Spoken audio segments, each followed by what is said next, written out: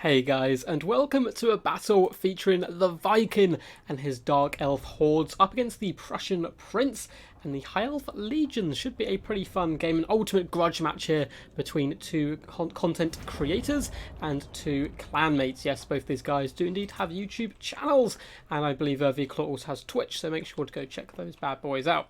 Anyway, for the forces of the Dark Elves, we have a very well balanced build, and I'm a huge fan of this build overall. So in the front, we do have double Dark Riders with repeater crossbows, fantastic skirmish. You pretty much see them in every Dark Elf build, to be honest. Fast moving AP missiles is always a very good inclusion in any build.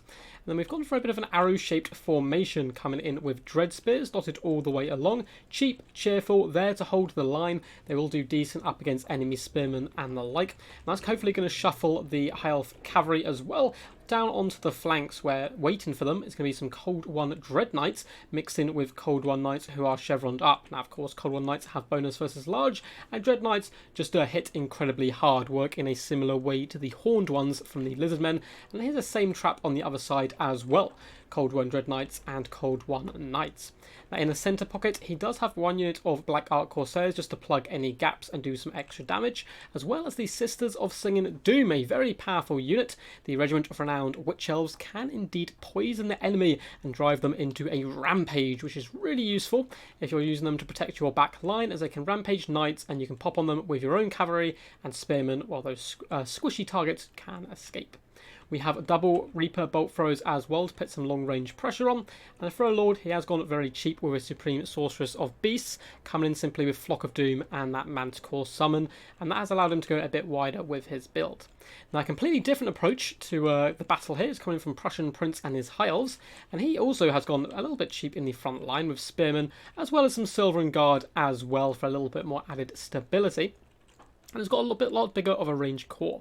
We have 4 units of Lothran Sea Guard, who can fight pretty decent in melee as well if they do get shut down by Dark Riders and the like, and are pretty damn accurate with their bows.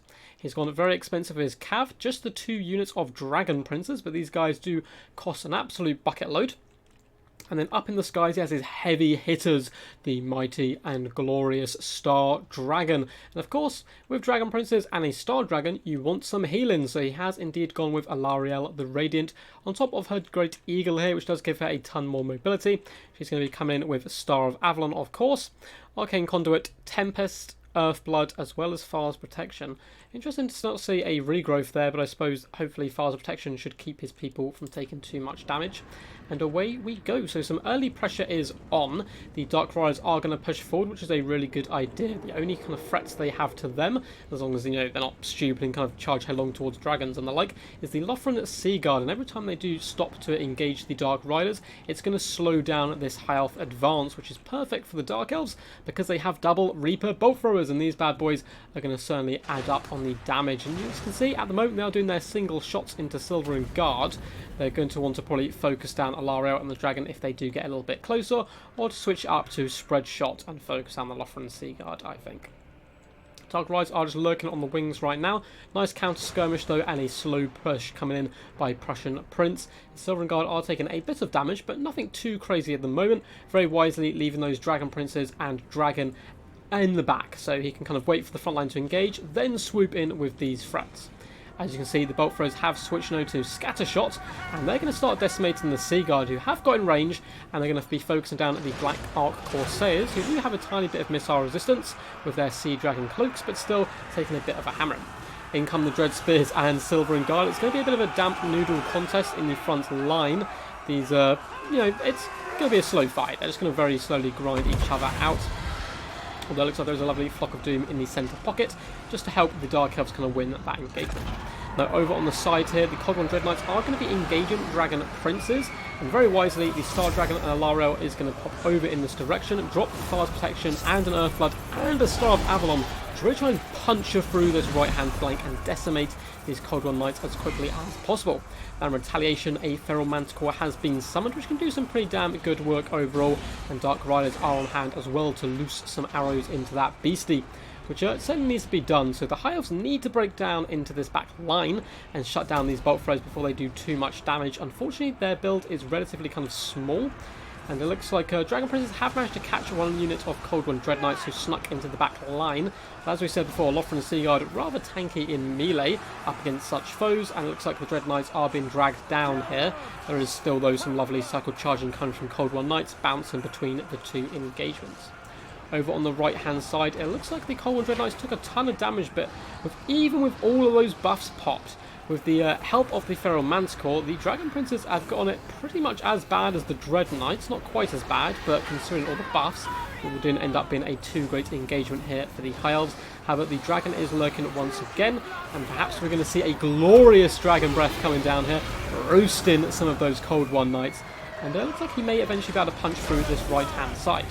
Dragon Princes are now roaming along the back line, pushing in on top of these Black Ark Corsairs, going to be doing some massive burst damage and protecting those Lothran Seaguard.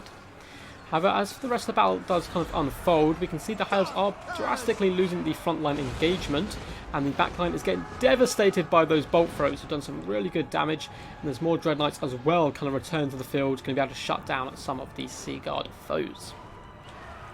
Over here on the left-hand side, Cold One Knights are rampaging towards the Dragon Princes, who countercharge gloriously, lancing a few of their Darker Brethren off of those mounts, and should be able to break them pretty damn quickly, especially the very nasty-looking Star Dragon lurking nearby. Once again, we have another Manticore summon who's going to be hunting down the Star Dragon, putting consistent pressure on. At this point, the Dragon probably wants to get out of range of those Dark Riders and then simply turn and engage the Manticore. He can destroy and break it incredibly quickly. Dark Riders are still active and roaming. Looks like they could be doing with some healing though. The Lothran and Seaguard are trying to stabilise in the back line, but with rampaging Dread Knights, Spearmen pushing through as well. And this sounds like a little bit bleak here for the High Elves. Despite this, bounce power is relatively even. That's because there's still a big fat Star Dragon on the field. How are we doing ammunition wise? Dark Riders still both have over half ammunition, and the Bolt Thrower crews also have some as well. Poor Dragon Princes are getting filled with holes at the moment and shafts of wood, which is certainly not what these guys enjoy doing. Going down to just about 800 health just below. They're not going to have too much of an impact left, you wouldn't think. And it looks like at this point the High Elves are kind of going for a desperate gambit, hopping in here in an attempt to assassinate the Supreme Sorceress, which is risky with the Sisters of Slaughter nearby. They of course can rampage, but Dragon Princes come with a lancing charge into their rear, devastating them. At the same time, getting rampage, so no more cycle charging from those bad boys. Star Dragon is going to pop down into the back lines and try to shut down the bolt throws. However, at this point, they've really got their value already and have used up the majority of their ammunition. Looks like it does indeed have, or did have a protection on it there for a little while. As we getting back up into there after not really doing too much work against the bolt thrower. In the distance, the Lothran and Seaguard are actually doing a pretty good job of stabilising this back line, simply due to the fact when they do rally they can turn and shoot their arrows. A tiny lapse in micro here for the Dark Elves, as Cold One Dread Knights are getting forced off all across the field here, so perhaps a revival is possible. However, the Star Dragon is now rampage, which is a disaster, as he's now getting absolutely obliterated by Reaper Bolt Throws, as well as the Dark Riders, who are running low on ammunition. And, you know, the Sisters can do some decent work as well. Looks like Fire's Protection has been popped, as well as a Star of Avalon, desperately trying to keep the Star Dragon alive. Is it going to be enough? Its health is desperately trying to go up, but it's getting pretty damn decimated right now.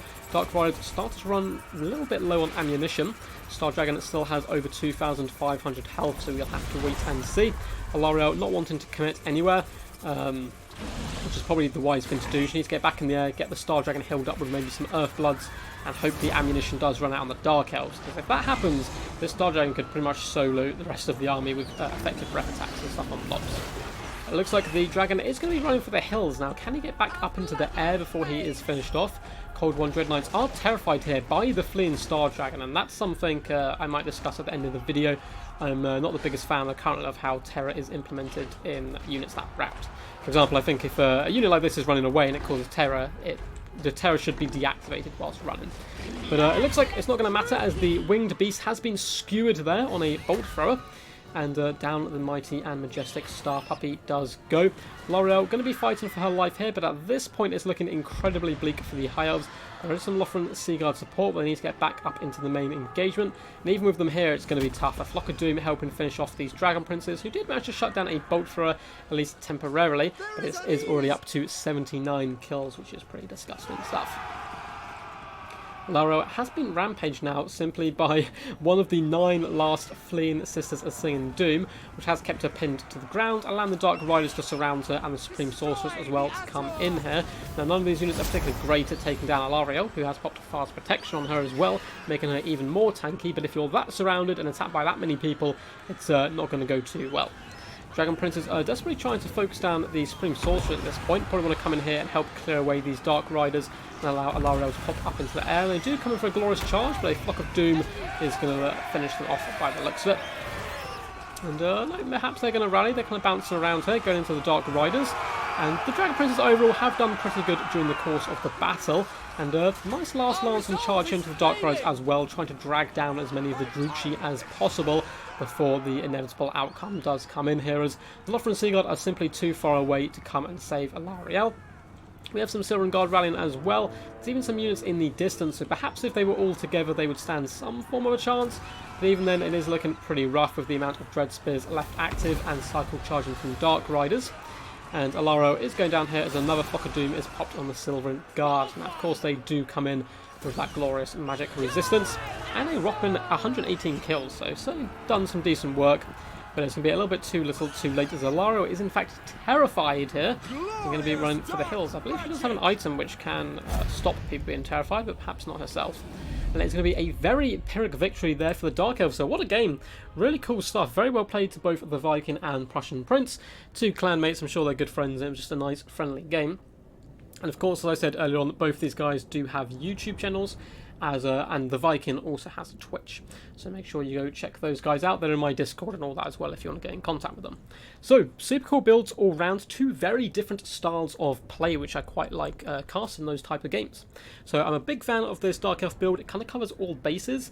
The one weakness, I suppose, would be if the High Elves had brought Eelclaw Bolt Throwers to snipe out the Reaper Bolt Throwers and kind of like force them forward, as they did rely quite heavily on that defensive kind of arrow formation, and forcing the Knights to go wide, where they were then going to get 2v1'd with Dread Knights and Cold One Knights. So of course, with superior numbers and just kind of, you know, stacking of all those abilities and debuffs and so forth, and Manticore summons, managed to drag down the Dragon Princes. Now, one unit still did pretty good, despite the fact it kind of got hammered a little bit, and the other unit still got 107 kills, but it did neuter them pretty heavily, and most importantly, it protected the back line, which allowed these Dark Riders to decimate that Star Dragon when it did get rampaged here by the Sisters of Singing Doom, and allowed the Reaper Bolt Throwers to consistently fire as well.